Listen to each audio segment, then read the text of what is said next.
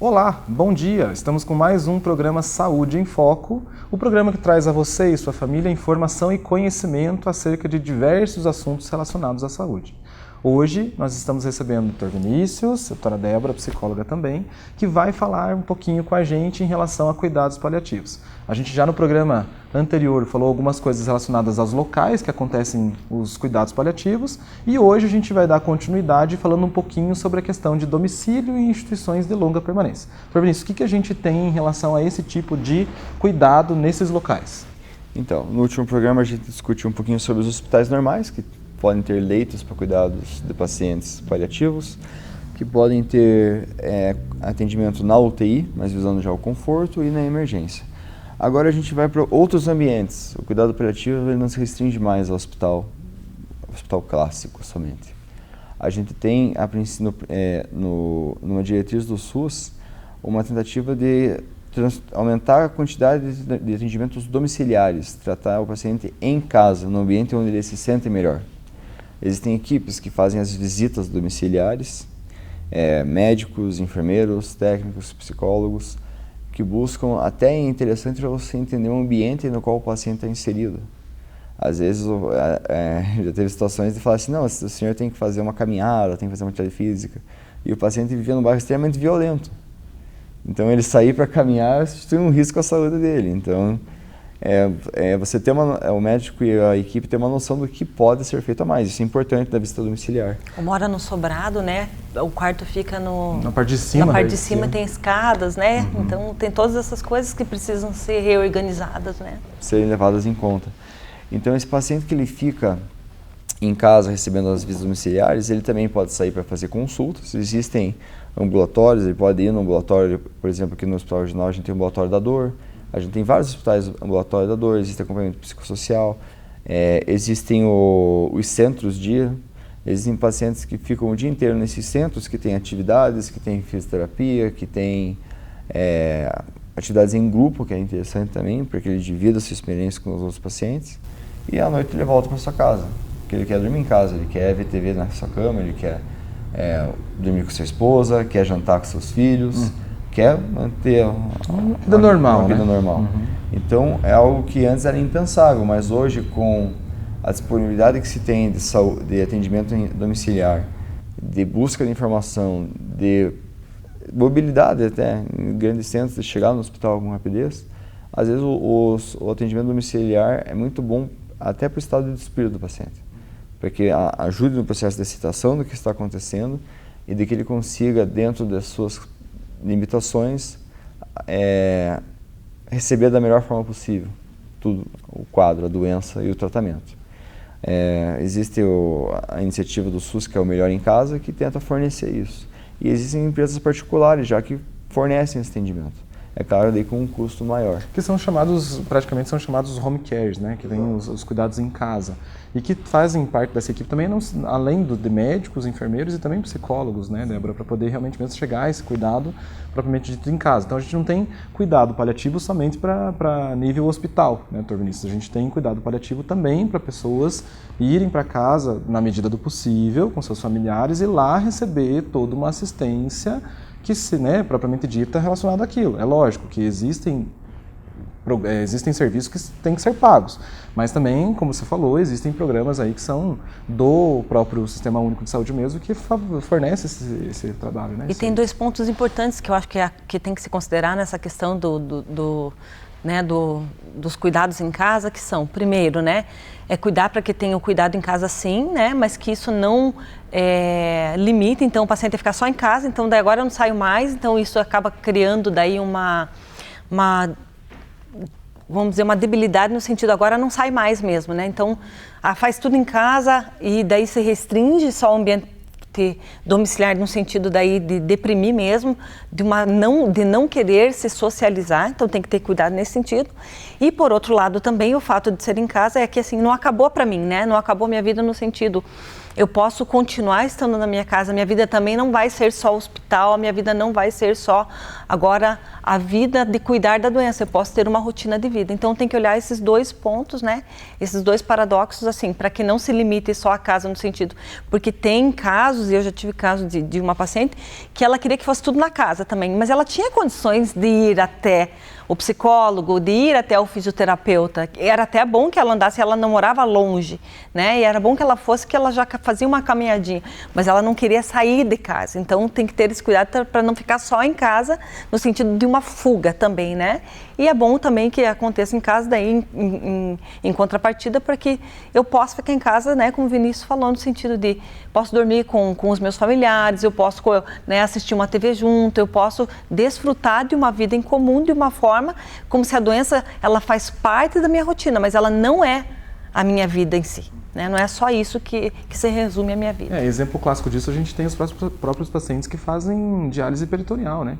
Então, que recebem do Estado, do município, enfim, que tem um apoio público-político da parte de saúde relacionada a receber a máquina, né? Levar a máquina em comodato para casa, para fazer as suas trocas em casa, então ele dá um conforto maior, uma flexibilidade maior. Então a gente tem esses tipos de situações onde o paciente consegue ir para casa e viver no seu âmbito normal, né? Então é importante a gente lembrar só que não é porque recebeu o diagnóstico de cuidados paliativos que não, agora minha vida vai ser extremamente hospitalar e não, você consegue realmente mesmo ir para casa. Mas você tem todo um preparo, tem um preparo tanto psicológico, emocional, porque as coisas mudam, né? A rotina vai mudar um pouquinho de coisa, a mesma coisa que você falou. O quarto era em cima, mas tem que colocar, agora talvez tenha que colocar embaixo. Isso, se tiver, né, alguma dificuldade, né? De acesso, se for mais lugar, né? idoso, se for uma doença mais debilitante, se for uma doença que não tem uma dificuldade, né, mas ainda assim tem que ver que cuidados que vão ter que ser tomados. Exato, aí, né? Tem que cuidar para não exaurir a família, né?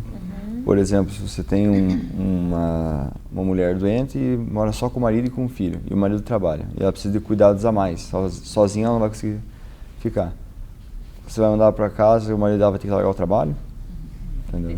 Você tem que ter sempre que possível, é indicado o tratamento domiciliar, mas tem que ser possível. Tem que ter uma condição do paciente ficar em casa, tem que ter um atendimento, tem que ter um suporte. Se não houver essa condição, a gente começa a pensar em instituições de longa permanência. Porque às vezes o paciente não tem condições de ficar em casa, mas também não tem condições de... Não precisa ficar no hospital, não é necessário ficar no hospital.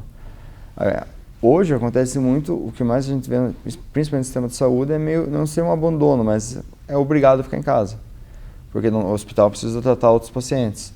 E não existem tantas instituições de longa permanência. Então vai para casa, o postinho vai acompanhar, aí a unidade básica de saúde vai fazer o que pode, e daí alguém na família vai ter que abandonar o trabalho, daí pede no INSS ajuda, recurso, demora, né? O chefe é demitido do trabalho, vira toda uma dor de cabeça em cima e o paciente fica com um síndrome de culpa, né? Então tem que tomar cuidado em relação a isso também, né? Toda essa questão paralela em relação a como que a gente vai adaptar a vida para poder proporcionar qualidade de vida ao paciente que está em cuidados paliativos, é muito importante para o entendimento tanto do familiar quanto do paciente que não está atrasando a vida de ninguém, né, Débora? É uma coisa que talvez isso surja, esse sentimento, né? Sim, tem que ter muito cuidado, porque senão ele vai...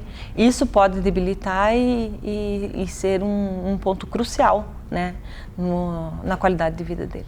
E o que mais que a gente pode falar, doutor, em relação à instituição de longa permanência? Qual que é o diferencial aí em relação a isso? Então, as instituições de longa permanência, as pessoas têm muita associação com asilos. Né?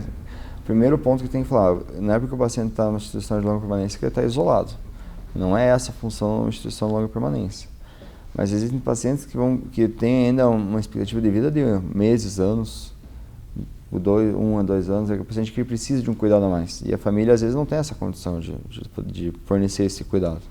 Como eu disse, você pega, por exemplo, um senhor de 84 anos, digamos, tem um filho só, esse filho trabalha, esse filho tem uma esposa que trabalha e ele precisa de cuidados. Imagina o peso que vai ser para esse filho ter que cuidar do pai em casa, fazer tudo, ficar 24 horas por dia, vai ter que abandonar o trabalho, a esposa vai ter que manter a casa. Às vezes não tem condição financeira para um só manter a casa, os dois têm que trabalhar. Daí o que vai acontecer? Esse senhor vai ficar um período sozinho em casa, com o risco de acontecer alguma coisa. Um deles vai deixar de trabalhar. E daí esse senhor vive 4 anos. 4 anos sem trabalhar. Depois, para se reinserir no mercado de trabalho, a vida desse familiar ficou totalmente prejudicada por causa do quadro do paciente. Então, as instituições de longa permanência, se adequadamente planejadas e estruturadas, são uma ótima opção. A questão hoje é que a gente tem muitas instituições de longa permanência que são sucateadas, né?